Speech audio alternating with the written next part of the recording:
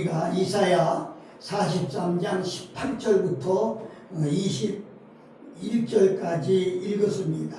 오늘 이 말씀을 생각하면서 이제 설이 가까웠어요.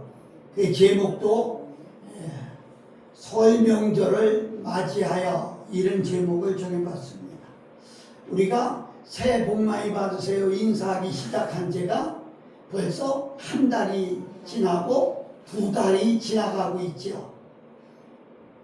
새해가 되면서 마음먹었던 것이 희미해지지는 않았나 좋아진다기도 합니다.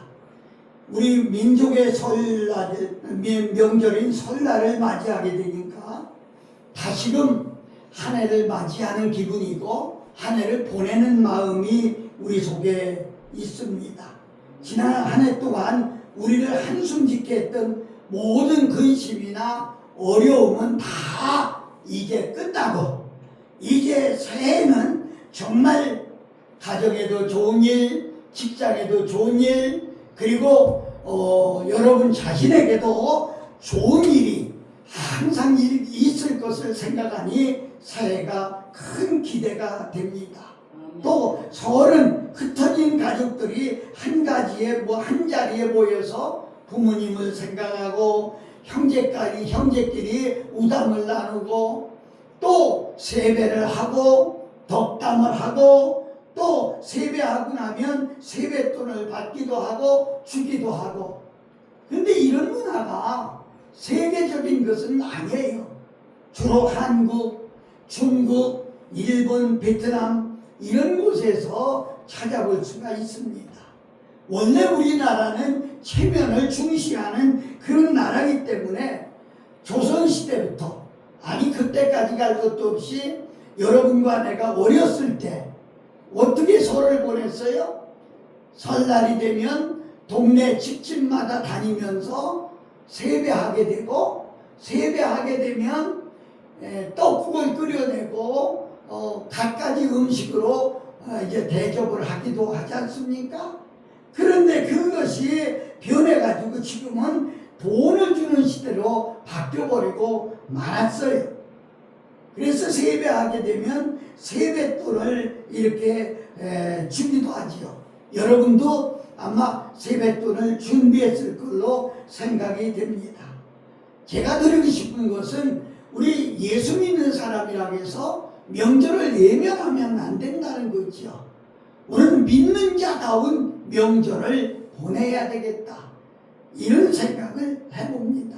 그래서 가족끼리 사랑으로 먼저 결속하고 돈독한 사랑을 다짐하고 또 자녀들에게는 뿌리의식과 자존감을 심어주는 그런 기회가 되는 것입니다. 이렇게 잘하면 성경적으로 잘 정리해서 우리가 명절을 보내면 우리는 세계에 뛰어난 민족이 될 것이고 또 모범적인 민족이 될 것입니다.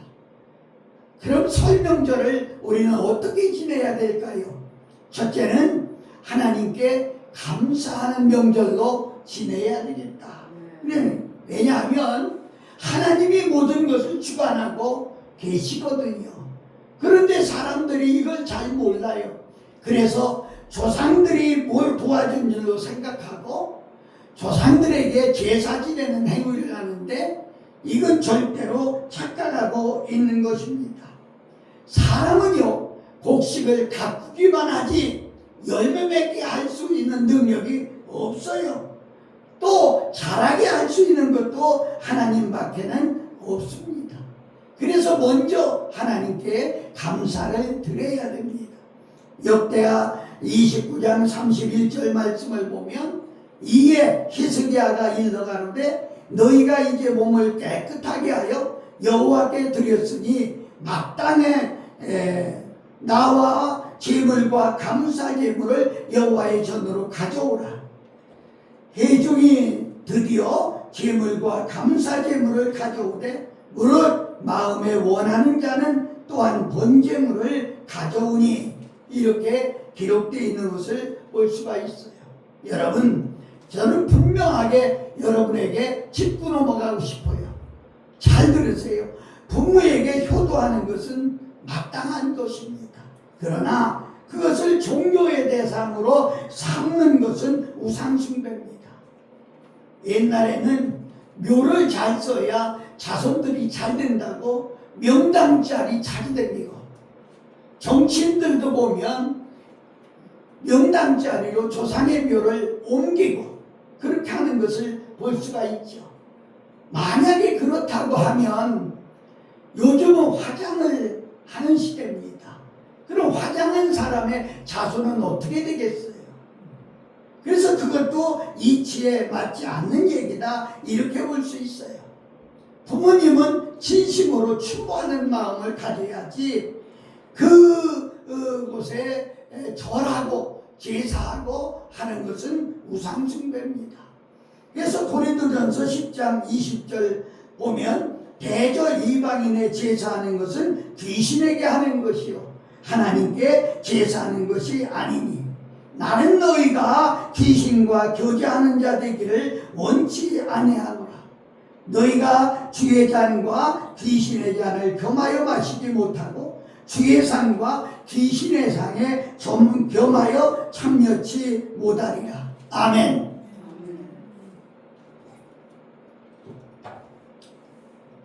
여러분도 다 경험을 했겠지만 저도 제사를 옛날에는 엄청 지냈어요. 그런데 여러분 제사 지낼 때 보면 조상들이 옵니까?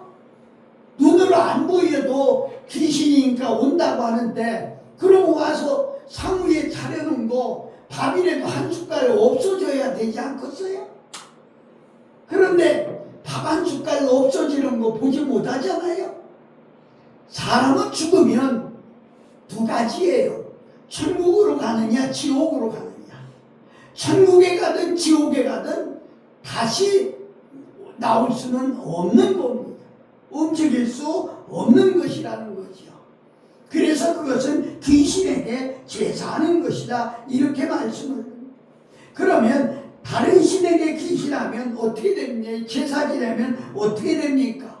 시편 16편 4절에는 다른 신에게 예물을 드리는 자는 괴로움이 더할 것이다. 나는 저희가 드리는 피의 존재를 드리지 아니하며 내 입술로 그 이름도 부르지 아니하리로다. 출애굽기 22장 20절 보면 여호와 외에 다른 신에게 희생을 드리는 자는 멸할지어다. 아멘. 아멘. 너무 소중한 말씀이에요. 한마디로 잘라서 말하면 나를 도와주시는 분은 오직 하나님 한 분입니다. 그래서 시편 121편 1절에 보면 나의 도움이 어디서 올꼬? 천지를 지으신 여호와에게서. 여러분과 나 모태에서 만들어서 태어나게 하시고 이 세상 사는 동안도 앞뒤 좌우 다 연월일시 다 하나님이 주관하시고 다스려 주시고 마지막 우리를 주의 나라로 인도하는 분이 바로 하나님이십니다. 그래서 명절에 우리는 하나님께 감사해야 됩니다. 그리고 나를 위해 중보기도 하고 나를 위해 기도하는 그분들에게도 감사하고 이웃들에게도 감사하고. 옛날에는 떡국을 끓여서 이웃이 다 나눠 먹었어요. 감사하는 의미로. 옛날에는 햇볕만 이게 잡아서 햇살로 밥을 하면 그것도 떡을 하고 하면 이웃이 놀아먹고 닭을 잡아서 놀아먹고 이게 다 이웃 사랑과 감사예요. 근데 오늘날 그런 풍습은 우리들에게서 찾아볼 수가 없어요. 사랑하는 여러분, 이번 명절에 하나님께 감사할 수 있는 나와 여러분들 되시기를 예수님 이름으로 축복합니다. 아멘. 두 번째로 가족을 먼저 생각해야 되겠어요. 명절은 하나님께 감사하는 날이고 두 번째는 가족을 결속하는 날이다, 이렇게 봅니다. 그래서 신명기 16장 14절 보면 너와 네 자녀와 노비와 객과 고아들과 함께 즐겁게 지키라. 이렇게 말씀하고 있는 것을 볼 수가 있어요. 여러분, 말씀의 의미는 가정이 결속하라고 하는 이런 말씀입니다. 이웃과 민족이 결속하라고 하는 그런 말씀이에요. 사회적으로 소외지고 경제적으로 기반이 없는 이스라엘의 3대 약자가 있어요. 누구냐? 그 약자는 노비와 고아와 과부들입니다. 이 약자들을 명절 때마다 잊어서는 안 된다고 하는 그런 말씀이죠. 사실 우리 주변에도 우리는 재미나게 즐기지만 우리 주변에도 지금은 어려움을 겪는 사람들도 많이 있다는 거지요. 그들을 한 번쯤은 생각해 봐도 좋겠다는 겁니다. 지금 하나님의 은혜로운 풍성한 축복을 누리게 된 것을 우리는 감사하는 표현으로 이제 그들을 섬기는 겁니다. 지극히 작은 자 하나 섬기는 것이 곧 내게 하는 것이다. 이렇게 예수님은 말씀을 하셨어요. 여러분, 하나님의 최대의 관심처는 가정입니다. 하나님은 가정에 대해서 상당히 배려하고 계신 것을 알 수 있어요. 성경에서도 가정 결속을 계명으로 또 법으로 강조하셨습니다. 옛날이나 지금이나 가정 파괴범을 얼마나 무섭게 다스리는 아주 징벌로 다스리고 있습니다. 가정이 원만해야 합니다. 여러분, 가정이 불안하면 모든 일이 손에 잡히지 않아요. 가정이 불안하면 모든 일이 안 됩니다. 그래서 공자는 그렇게 말했죠. 가화 만사성이라. 가정이 평안해야 만사가 다 이룰 수 있다. 이렇게 말씀하고 있는 것을 봅니다. 여러분, 가정이 흔들리면 기도도 안 나와요. 가정이 흔들리면 모든 것이 다 안 돼요. 의욕도 없어지고 기도도 안 되고. 가정은요, 우리 몸으로 말하면 심장과 같습니다. 아무리 큰 사람이라도 심장이 고장나면 쓰러지고 말아요. 사랑하는 여러분, 우리는 가정을 다스리고 가정을 중시해야 됩니다. 저는 다니면서 그런 얘기합니다. 천국은 3가지 천국이 있다. 첫째는 우리 땅에서의 생명이 끝나고 아버지께서 데려가는 천국이 있고, 두 번째는 우리 마음속에 이루어지는 천국이 있다. 여러분 마음속에 천국이 이루어져야 돼요. 그래야 기쁨이 있고 평안이 있습니다. 세 번째 천국은 가정입니다. 가정이 천국 같아요. 천국 같아요. 이게 얼마나 참 소중한 얘기인지 알 수가 없습니다. 이스라엘 사람들도 연 3차례는 의무적으로 모이라고 하셨어요. 명절은 먹고 마시는 그 노는 날, 그 이상의 날입니다. 사랑하는 여러분, 우리나라도 언젠가부터 산업화가 되어가지고 가족이 전국으로 흩어져 삽니다. 명절이 아니라면 가족이 모일 기회가 아마 1년에 한 번도 없을 것이에요. 그래서 얼마나 중요한지 몰라요. 사랑하는 여러분, 이번 명절에 가족과 친지가 모인다고 하면 더욱 사랑하고 아끼고, 그리고 결합 다지는 그런 명절이 되시기를 예수님의 이름으로 축복합니다.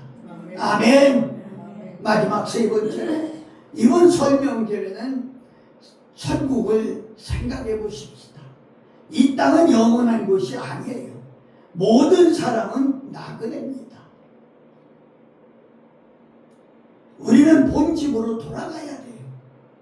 하마다 명절이면 고향을 찾는 민족 대이동이 벌어지고 있죠. 벌써 우리나라도 이틀 전부터 고향을 안전을 찾는 그런 사람으로 고속도로가 아주 밀린다고 그래요. 또 나라에서는 선초해 줘가지고 명절 동안에 고속도로비도 안 받아요. 얼마나 많은 사람들이 움직이는지 몰라요. 근데 우리는 이 명절 우리가 육신의 고향도 중요하지만 우리가 영적인 고향도 중요하다는 거예요. 우리 자녀들에게도 그걸 가르쳐줘야 돼요. 베드로전서 1장 1절서부터 2절에도 베드로도 인생은 나그네다 이렇게 말하고 있어요. 어떤 가난한 집사님이 부잣집 권사님을 굉장히 부러워했어요. 저 집에 가면 의리하고 굉장할 거야. 그렇게 혼자 한번 구경할 수 없을까? 이렇게 생각하고 있는데 예배를 바치고 나가는데 집사님 이번 주 우리 집에 놀러 오세요 이래요. 얼마나 기뻤는지 몰라. 야, 그 부잣집 어떻게 차려놨을까? 한번 보고 싶구나. 그래서 갔어요. 세상에 들어가 보니까 자기 생각은 옛날 얘기니까 자개장으로 꽉 해서 방이 굉장할 줄 알았어요. 가봤더니 잔이 없더래요. 집이 너무 허전하더래. 방에 아무것도 없더래요. 깜짝 놀라서 권사님 어째 장도 없으세요? 그랬는데 아 그거요? 우리 집에 갖다 놨어요. 그러더니 그래서 그러면 그렇지 권사님이 그렇게 살 일이 있나? 우리 집이 어디신데요? 그러니까 그거요? 내가 여기서 한동안 살다가 가는 고향이 있어요. 그게 어딘데요? 거기는 하나님도 계시고요. 거긴 예수님도 계시고요. 같이 신앙생활하던 분들도 계시고요. 거기 다 있어요. 그렇습니다. 여러분 이 땅 위에 있는 건 아무리 좋은 것도 아무리 비싼 것도 잠시 가지고 있는 것뿐이지 아니에요. 여러분 여러분의 집에 뭘 준비했나요?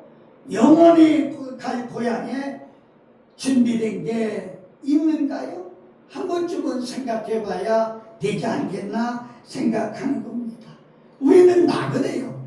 나그네는요 제가 3월달이나 4월달도 필리핀을 갈 그런 계획을 가지고 있는데 이렇게 한번 외국에 나가든지 나그네로 나가게 되면 가방이 적을수록 좋더라고요. 짐이 가벼울수록 좋더라고요.